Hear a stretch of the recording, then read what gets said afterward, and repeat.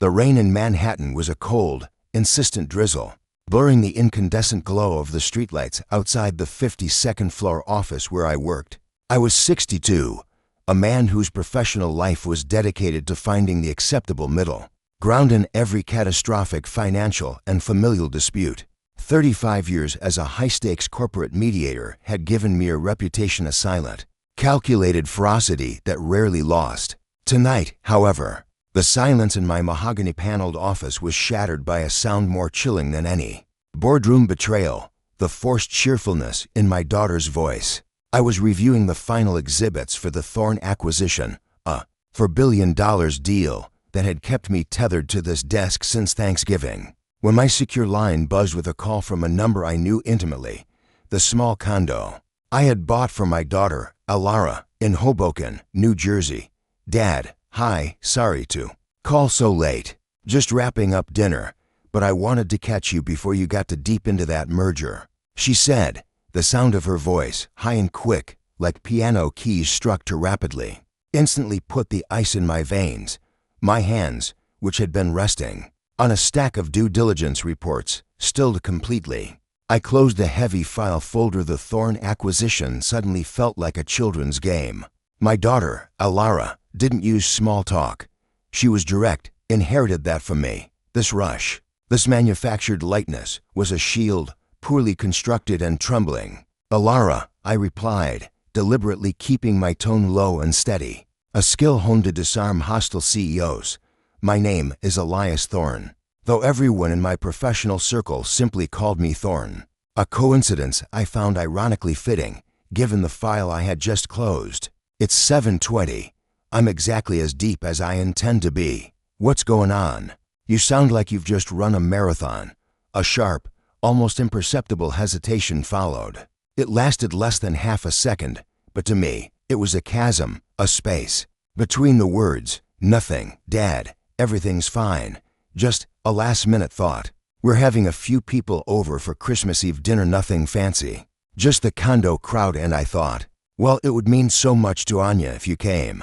She made you a clay snowman today. Anya was my 5-year-old granddaughter. The thought of Anya's gap-toothed, crayon-smeared smile was the one vulnerability my 3 decades of mediation had failed to excise. The image of her tiny, earnest face made the cold rain outside seem colder. Sweetheart, you know I can't, not Christmas Eve.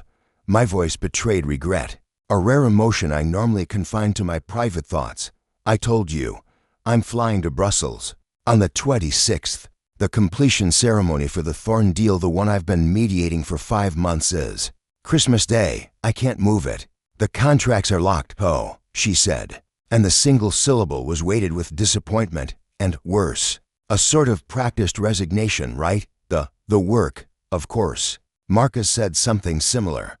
Marcus, my son-in-law, a man I now thought of as a perpetual point of friction in an otherwise orderly life. Marcus, who sold commercial real estate and used his charm like a weapon. Marcus, who I had seen chip away at Elara's confidence over the 5 years they had been married, ever since I had bought them that waterfront condo and set up his business. With a sizable seed investment, I could hear his voice now, muffled, an intrusive rumble in the background.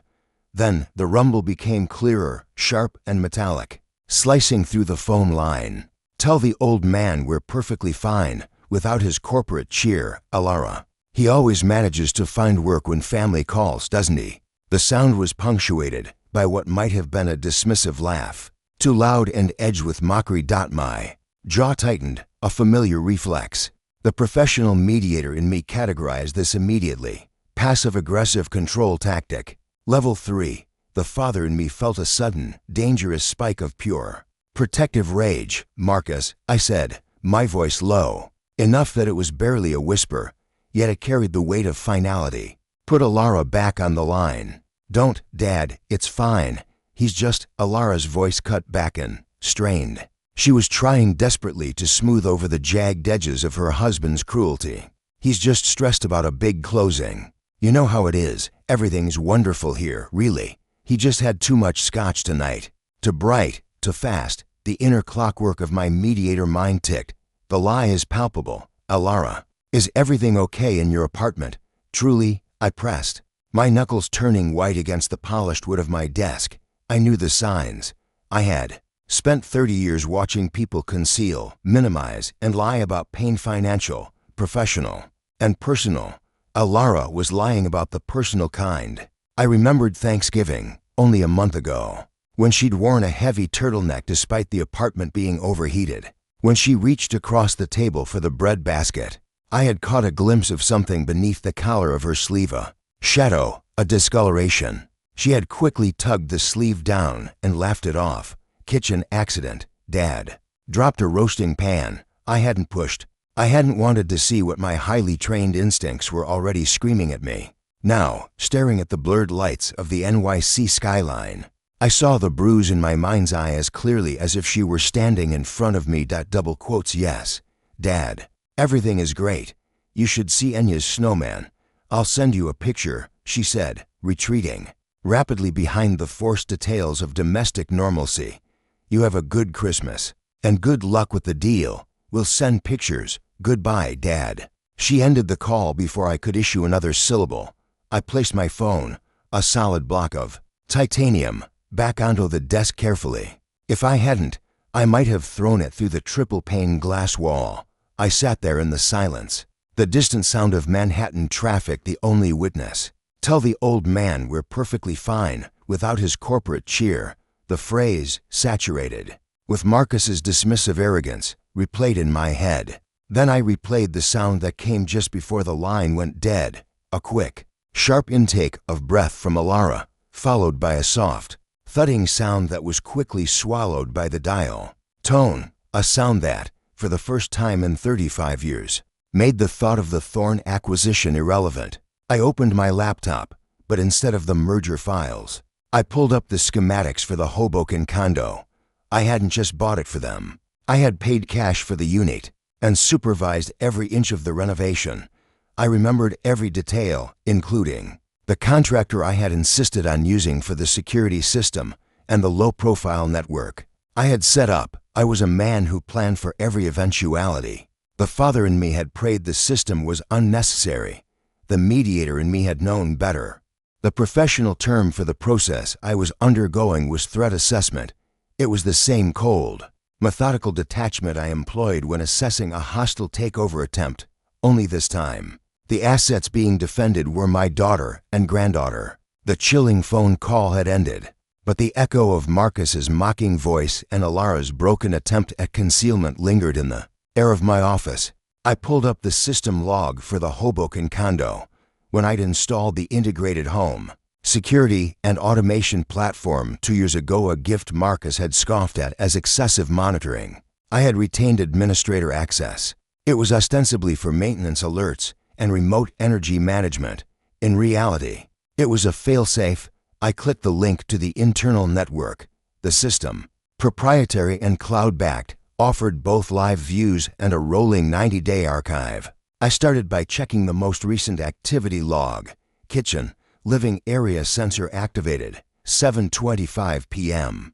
Right around the time of the phone call, I scrolled further back. Bedroom hallway sensor activated, 7:27 p.m.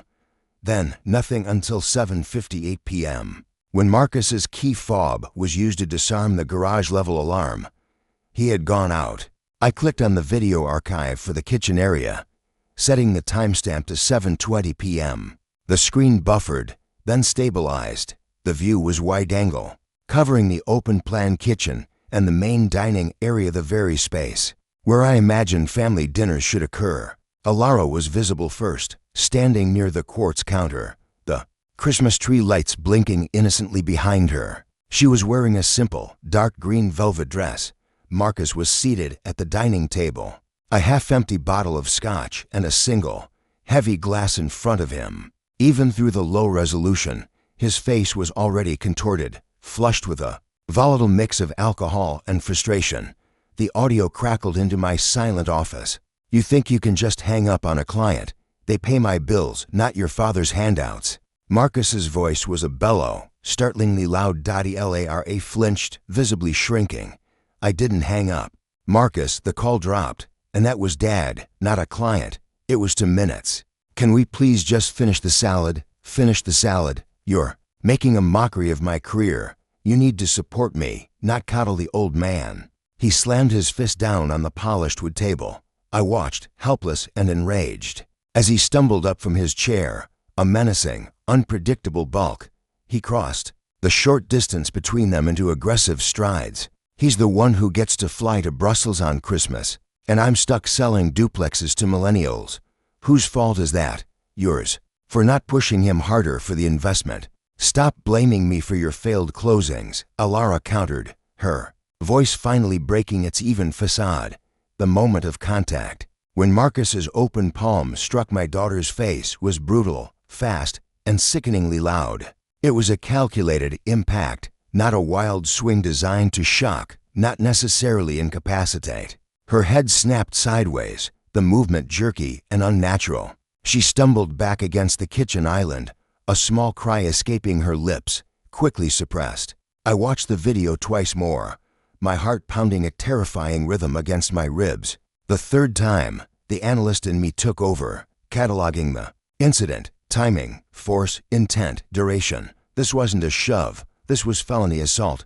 Then, the narrative took a sudden, more sinister twist.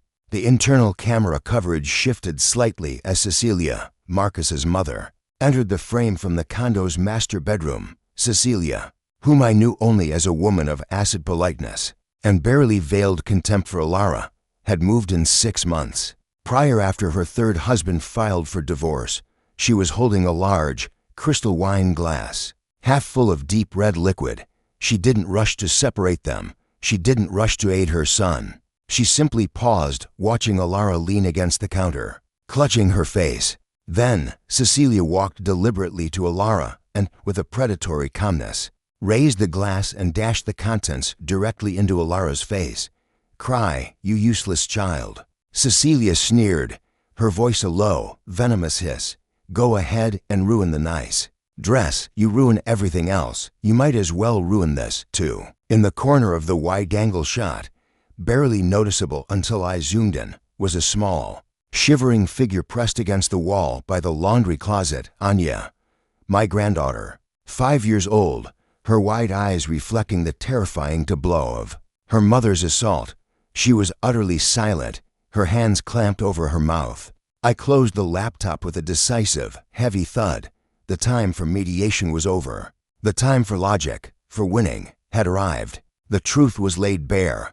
My daughter was trapped, subjected to both physical violence and systematic emotional cruelty. And I had dismissed the signs. I, Elias Thorne, the man who prided himself on reading the unspoken, had allowed work and distance to blind me to the destruction of my own child. My phone, resting on the desk, buzzed once. A text message from an unknown number. "Mr. Thorne, we need to talk. Urgent. I have the evidence." It was followed by an attached file, a slightly different angle of the same scene, filmed from a higher elevation, showing the kitchen window. The sender identified himself, Victor Ramos, the quiet young man, a graduate student in architecture, who lived in the unit directly across the narrow street. He was the one I'd met briefly, exchanging small talk about parking and package deliveries. I clicked the video link, comparing it to my own footage. Victor's video was shaky, but the angle provided a clear, external view of the window. Confirming the time and the brutality, I stood up, moving away from my desk. I didn't call the police, not yet. A police report would lead to an arrest, a bail hearing, and then a brutal custody battle where the defense would tear Elara apart. Marcus and Cecilia were not just abusers, they were strategists of malice. I needed to respond with overwhelming legal force that would collapse every pillar of their lives: financial, social, and legal. I needed to eliminate their ability to fight back. I was Elias Thorne, a master of conflict resolution. Now my conflict was personal, and I would not seek resolution. I would seek absolute, surgical victory. The time to drive from Midtown Manhattan to Hoboken, New Jersey was under 20 minutes. But I needed more than 20 minutes. I needed documentation, legal coordination, and a plan that ensured Marcus and Cecilia were not just arrested, but destroyed. I pulled out my second, older phone, the one with the encrypted corporate network. Access and dialed the number of Eleanor Vance, my lead litigator, who handled my personal trusts and property holdings. She was ruthless, brilliant, and possessed the necessary contempt for abusers. "Eleanor," I said, my voice now completely devoid of inflection, a flat, hard instrument. "Cancel all travel plans for the next week. You have a new, priority case. I need you in Hoboken tomorrow morning. I need the deed to 14 Riverwalk Place. And I need a detailed report on the unlawful occupancy status of my son-in-law, Marcus, and his mother, Cecilia. Furthermore, I need you to prepare an emergency protective order petition. This is not negotiable. And Eleanor," I paused, the cold settling deep in my chest, "this is going to be messy. Be ready." I left the Thorne Tower offices at 9 p.m. I did not take my usual black car service. Instead, I retrieved my personal vehicle from the underground garage, a discreet, heavy sedan, powerful and built for speed, if necessary. The rain had intensified into a cold, relentless downpour, mirroring the storm gathering inside me. The drive from Midtown Manhattan through the Lincoln Tunnel and into New Jersey was usually an exercise in patience. Tonight, it was an 8-mile stretch of intense, focused planning. I had the video evidence, the confirmed location, and the legal framework set in motion with Eleanor Vance. But I needed more than just a quick fix. I needed an exit strategy that guaranteed Elara and Enya's safety and prevented Marcus from ever regaining leverage. The key to absolute victory lay not in the single incident filmed by Victor Ramos, but in the months of passive data collection. 3 months prior, acting on a feeling that familiar, icy premonition that something was fundamentally wrong. With Elara's forced withdrawals, I had initiated a comprehensive system update on the Hoboken condos network. I had told Marcus and Elara it was a necessary upgrade for energy efficiency and insurance compliance. Marcus, blinded by his own arrogance and disdain for anything technical, barely glanced at the contractors. The true update involved installing specialized, discrete, high-definition IP cameras disguised as smart smoke detectors and small vac vents, primarily covering the living areas, kitchen, and the main hallway. Crucially, they recorded to a secure, private cloud server that only I, Elias Thorne, could access. My mediator's instinct had anticipated concealment. My father's heart had prepared for the worst. As I navigated the wet, dark highways of Jersey City, I used the car's integrated secure hotspot to access the cloud server. I bypassed the live feed and went straight for the archive. The digital evidence was staggering. I queued up the clips, speaking aloud to the empty car, cataloging the incidents. September 12th, Marcus, drunk and enraged after a failed closing, throwing a wine bottle that shattered against the refrigerator, narrowly missing Elara. Elara standing frozen, wiping wine from her hair. Destruction of property, endangerment. October 30th, Cecilia, seated at the dining table, systematically shredding Elara's recent drawings for Enya's school project, calling them trash. Just like you, while Marcus sat passively, sipping scotch, and agreeing. Pattern of emotional abuse, intentional infliction of emotional distress. November 19th, a verbal assault in the hallway. Elara trying to leave the apartment. Marcus physically barring the door, hands gripping her arms tightly, leaving what I knew would be bruising. His voice was a snarl. "You aren't leaving until you apologize for insulting my mother." Unlawful imprisonment, battery. I watched the cumulative erosion of my daughter's spirit over 78 days. The way she stopped arguing, the way her shoulders curved inward, the way she kept her eyes constantly focused on the floor when Marcus or Cecilia were near. This was not a single fight that got out of hand. This was systematic, documented domestic terrorism being conducted on my property, funded by my capital, and perpetrated against my child. My mistake wasn't just missing the signs. My mistake was creating the comfortable, luxurious cage where they performed their cruelty. Rage, pure and undiluted, finally hit me. But it was not the hot, blinding rage that clouds judgment. It was the deep, cold fury of a man who has decided that the only resolution is eradication. The mediation skill set kicked in fully. I was no longer a father intervening, but a tactician preparing a preemptive strike. I needed to ensure that when I hit them, they would lose everything. forever. I pulled over at a gas station just outside Hoboken, shutting off the engine. I made 3 phone calls, my voice a quiet command against the static of the rain. Portland, police non-emergency line. Routed through a secured VoIP, I reported a severe domestic assault in progress at 14 Riverwalk Place, Hoboken, New Jersey. I identified myself as Elias Thorne, the homeowner, and stated I had high-definition video evidence of felony assault and unlawful imprisonment. The suspects, I dictated, are currently intoxicated and may attempt to flee through the rear exit. Upon police arrival, please secure both the front and rear of the property. I gave them the address and my contact details. Target acquisition confirmed. Enya's school security director. I sent a brief, encrypted email stating that due to a medical emergency, Anya Thorne would only be released to her mother, Elara Thorne, or myself, Elias Thorne, and that all standard emergency pickup protocols were to be strictly adhered to, effective immediately. This prevented any attempt by Marcus or Cecilia to weaponize my granddaughter. Asset protection confirmed. Eleanor Vance, litigator. I followed up on our previous call, forwarding her the 3 months of archive footage and demanding she begin the process of filing a formal IRS inquiry into Marcus's business dealings. I had enough clips showing him discussing tax strategies, inflated expenses, and unreported commissions to cripple his real estate license and trigger a federal investigation. Eleanor, I instructed, I don't just want him evicted, I want him financially neutralized. He will not have the capital to fight the divorce, the custody case, or the restraining order. Use the tax fraud as leverage. The plan was surgical, criminal charges, an immediate protective order, full custody for Elara, expedited eviction from my property, and a federal tax investigation to guarantee financial ruin. Marcus had called me the old man, too busy to notice. He was about to discover that the quietest man in the room is often the most dangerous, and that 30 years of watching people fight dirty teaches you exactly where to aim. I checked the time, 10:45 p.m.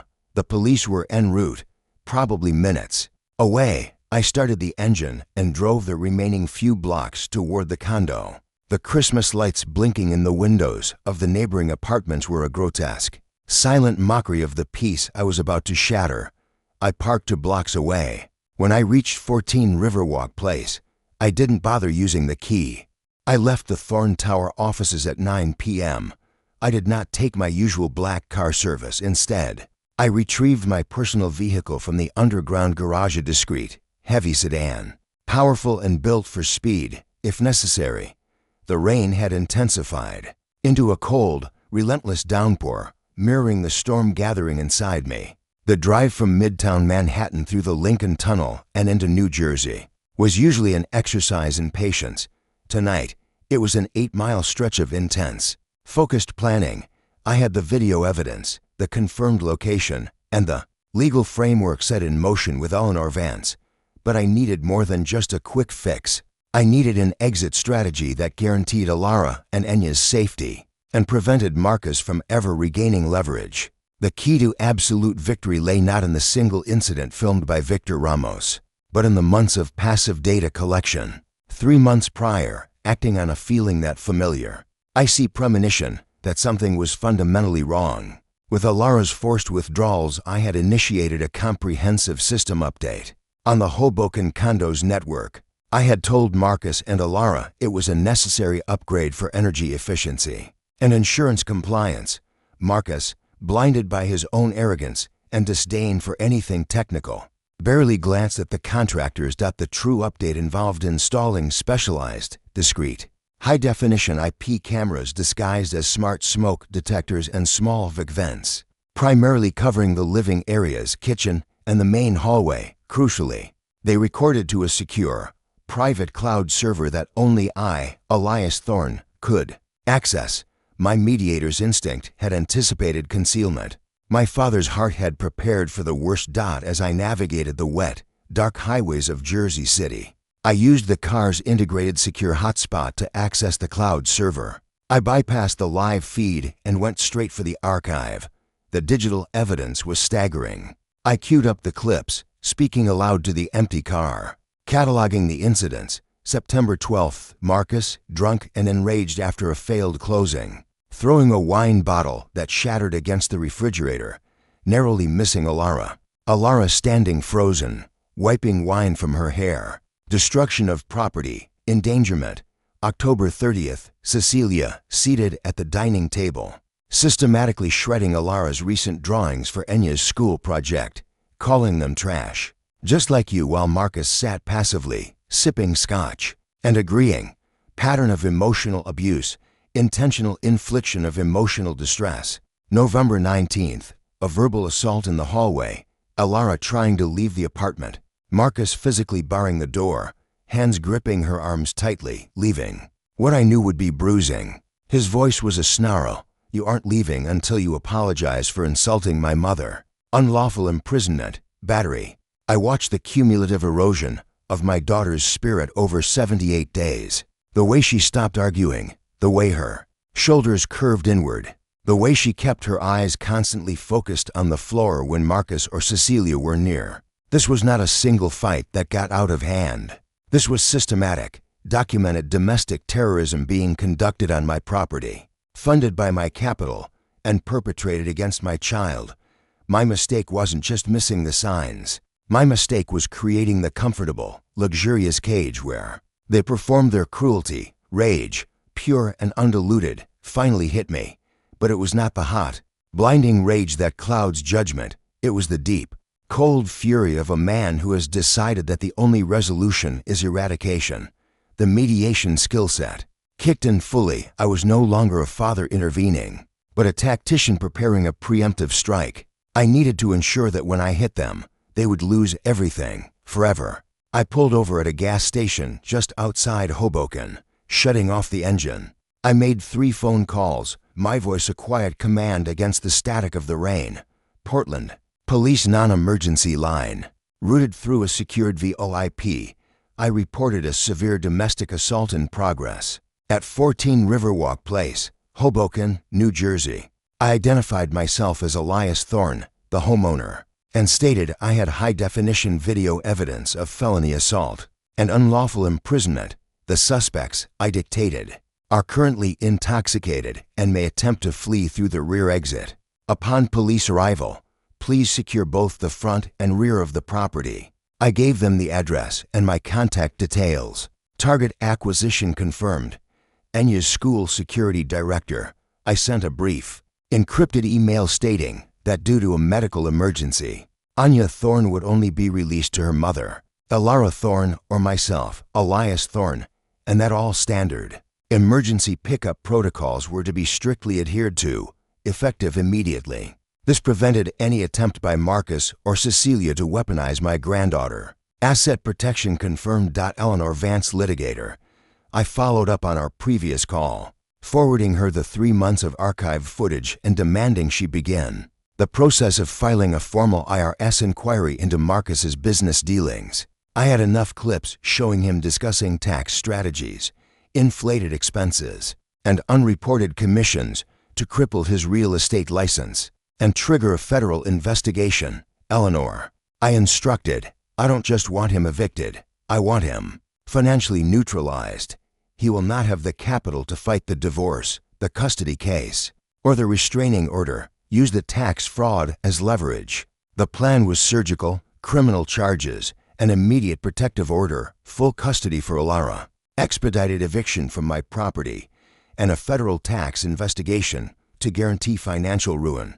Marcus had called me the old man, too busy to notice. He was about to discover that the quietest man in the room is often the most dangerous, and that 30 years of watching people fight dirty teaches you exactly where to aim. I checked the time, 10:45 p.m. The police were en route, probably minutes away. I started the engine and drove the remaining few blocks toward the condo. The Christmas lights blinking in the windows of the neighboring apartments were a grotesque, silent mockery of the peace I was about to shatter. I parked 2 blocks away. When I reached 14 Riverwalk Place, I didn't bother using the key.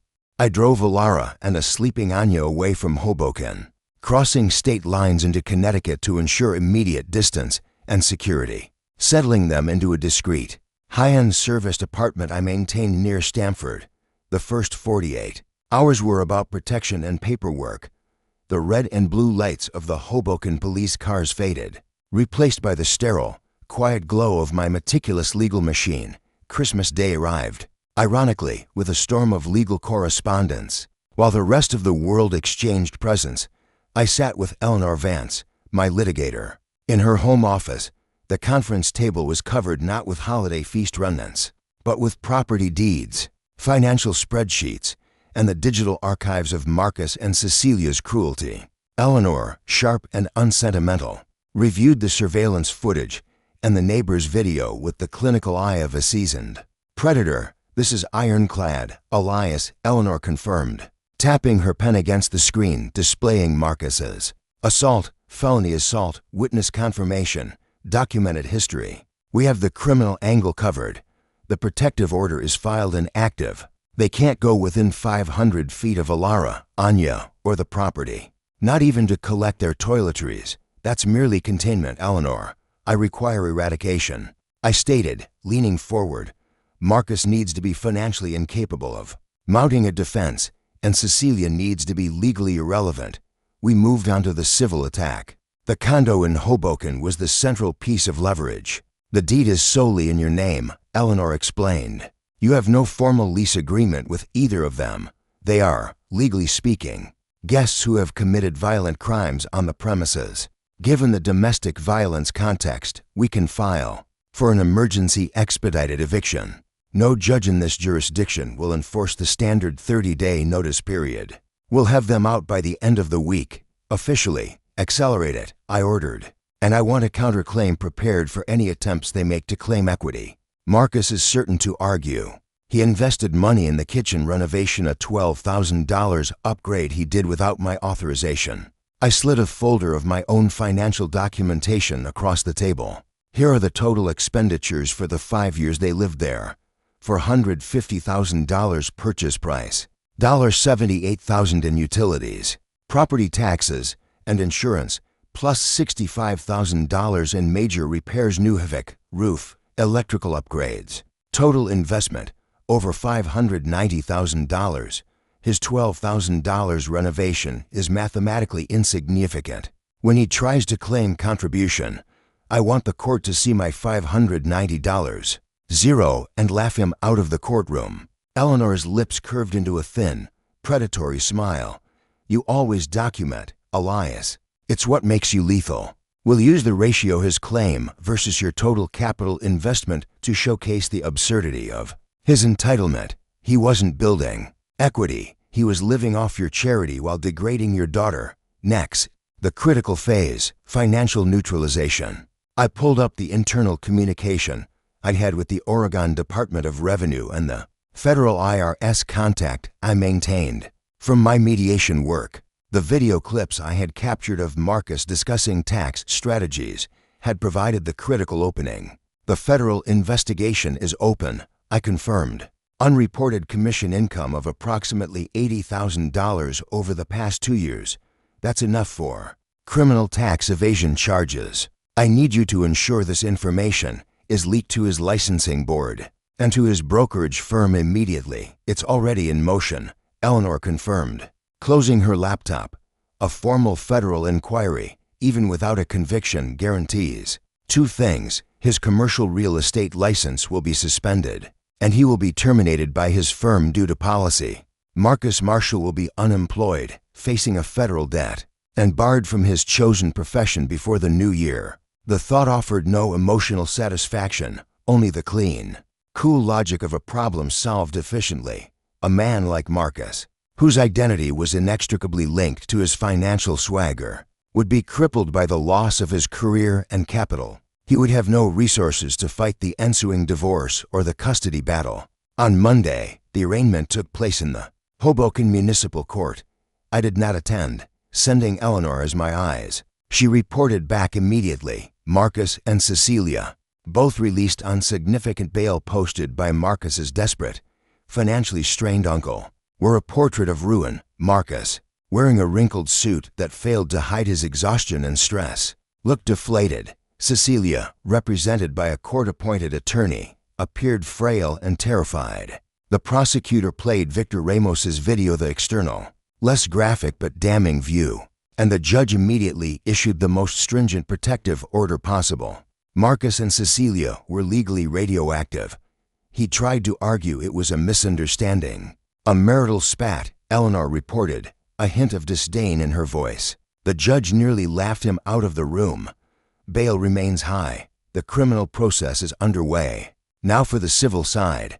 The emergency eviction hearing was scheduled 2 days later. Marcus and his lawyer, a nervous man clearly being paid by the hour, tried to use the family home, 5 years residency defense. Eleanor countered by simply presenting the deed, my financial expenditure spreadsheet, and the active protective order. The combination was insurmountable. Judge Callahan, a stern, efficient woman, didn't waste time. Mr. Marshall, you have forfeited any claim to occupancy or equity the moment you committed violence against the property owner's daughter. You have 24 hours to remove personal effects only. Any attempt to remove, damage, or interfere with Mr. Thorne's property will be considered grand larceny. The gavel came down with a decisive force that echoed the total collapse of Marcus's life. Later that evening, Elara and I sat in the quiet Connecticut apartment. She was physically healing, but the trauma lingered in her eyes. "Dad," she said, softly, watching the snow fall outside. "The house, the Hoboken condo. What happens now? It's yours, Elara. Legally, fully, transferred to you, no strings attached, no Marcus, no Cecilia. You decide what to do. You can sell it, or you can go back and reclaim it. It is your choice." She looked at me, a tear tracing a path through her bruise. "Thank you for being so thorough." I looked out at the falling snow, acknowledging the cold. Satisfaction of total strategic victory. Thoroughness is simply good preparation, Elara. Your husband assumed I was too busy, too distant, too old to fight. He assumed incorrectly. He will learn, piece by piece, that the consequences of his choices are absolute. The final act of the eviction unfolded on a freezing afternoon in early January. I had hired a specialized, bonded moving company and instructed them to pack only clothing, personal documents, and small, demonstrably personal effects belonging to Marcus and Cecilia. The bill for storage and transport was to be sent directly to Marcus's last known address. A subtle, final financial insult. I did not go myself. I sent Sheriff Martinez and a property agent, preferring to let the law handle the physical cleansing. However, I received photographs and documentation from the property agent afterwards. The images showed the opulent condo, once a symbol of my generosity, ransacked by desperation. Half-packed boxes, overturned furniture, and the detritus of a life abruptly terminated. Cecilia, in her final panicked hours, had thrown most of Elara's secondary belongings into trash bags, a petty, final act of malice. Marcus, in his own fit of rage, had smashed several non-camera equipped light fixtures. Before the sheriff arrived to remove the last of his presents, the news of Marcus's complete financial collapse arrived the following week. Eleanor Vance confirmed the tactical success. The federal IRS investigation had caused his real estate brokerage firm to terminate him immediately, suspending his license. He was unemployed, saddled with federal debt from restitution, and now facing a significant bill for his personal belongings being held in storage. His life, built entirely on charm and borrowed status, had disintegrated into poverty and criminal liability. He made one last attempt at contact, a handwritten letter sent to Elara via his new, state-appointed lawyer, filled with hollow self-pity. "Dear Elara, I know I made mistakes. I was under stress from the market and your father's interference. I want to be a better husband and father. I love Anya. We can fix this." Elara brought the letter to me in Connecticut. I read it once and handed it back, pointing to a single phrase. "He apologizes for making mistakes and fights. He does not apologize for hitting you. He blames his circumstances and my interference. He is not seeking reconciliation, Elara. He is seeking shelter before his eviction deadline and leverage for the divorce." She crumpled the letter, the last remaining thread of her attachment to him finally severed. "He used to call you the old man," she said, a new, cold clarity in her voice. "He thought you were weak. He thought wrong," I replied. The criminal trial commenced in late February, deliberately scheduled by the prosecutor Chen to occur during the week of Valentine's Day. A poetic touch of irony, Marcus wore a cheap, ill-fitting suit, his face thin and drawn, the swagger completely extinguished by fear and consequence. The prosecution played the videos, not just Victor Ramos's footage, but the cumulative montage of the 78 days of documentation. Captured by the hidden cameras, the jury watched in silent, sickening horror, Marcus's hand connecting with Elara's face, Cecilia's venomous cruelty, Enya's terrified retreat into the corner. Marcus stared fixedly at the defense table, unable to look at the screen, unable to face the documented reality of his own malice. The verdict came swiftly. After only 4 hours of deliberation, guilty on all counts, felony assault, unlawful imprisonment, and criminal harassment. Marcus did not cry or shout. He simply slumped, a sack of defeated arrogance, finally realizing that charm and denial could not overcome the meticulous paper trail of truth. Sentencing followed in early March. Judge Morrison, known for his stringent handling of domestic violence cases, was not merciful. Marcus received 18 months probation for the assault charges and 3 years probation for the tax evasion, running concurrently. The protective order was extended indefinitely. He was ordered to pay full restitution to the IRS and child support to Elara based on his past income, a debt he had no means of satisfying. "Mr. Marshall," the judge stated, his voice a low thunder, "you used your temporary wealth and position to terrorize your wife in front of your child. You have shown no remorse, only self-pity. If you violate a single term of this probation, you will serve the maximum sentence in state custody. Do you understand?" Marcus could only manage a barely audible, "Yes, Your Honor." The final resolution arrived with the spring thaw. Elara and Anya moved back into the Hoboken condo. The house was hers now, legally transferred and secured. Elara hired contractors to tear out Marcus's improvements and replace them with new fixtures. She painted the kitchen a bright, hopeful yellow and, at Enya's insistence, painted the spare room a vibrant, whimsical purple, a symbolic act of reclaiming the space from the shadow of the past.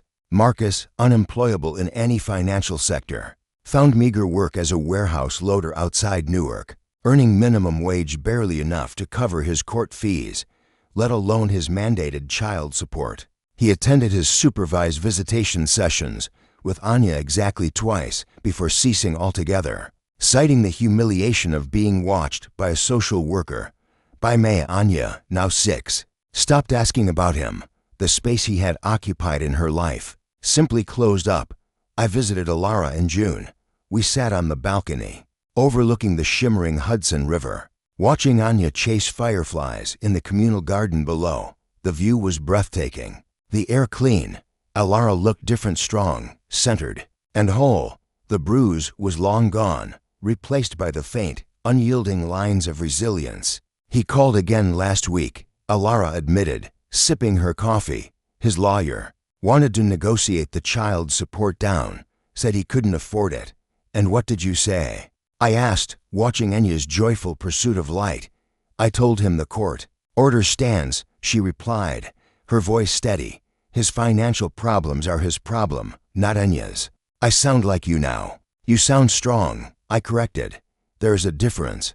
Anya ran over, holding a small, glowing jar. "Grandpa, look, I caught all the light." I smiled, pulling her onto my lap. "You did. Sweet girl, you caught all the light." That evening, driving back to Manhattan, I reflected on the cost. Justice had been achieved. Elara was safe. Anya was thriving, and the aggressors were neutralized, facing the crushing weight of their own documented decisions. Marcus had lost everything: his job, his home, his dignity, and his daughter. He had called me the old man, dismissing my age and experience as irrelevance. He had failed to understand that the patience and meticulous documentation acquired over 3 decades of mediating the worst of human conflict made me a formidable, surgical opponent. The old man won, not through brute force or emotional revenge, but through superior preparation. unwavering strategy, and the precise, cold execution of the law. The consequences he now faced were absolute, permanent, and entirely of his own. The books were closed. Elara and Anya were finally, irrevocably, free. If you like history, please like this video, subscribe to the channel, and share your impressions of this story in the comments. To listen to the next story, click on the box on the left. Thank you for watching.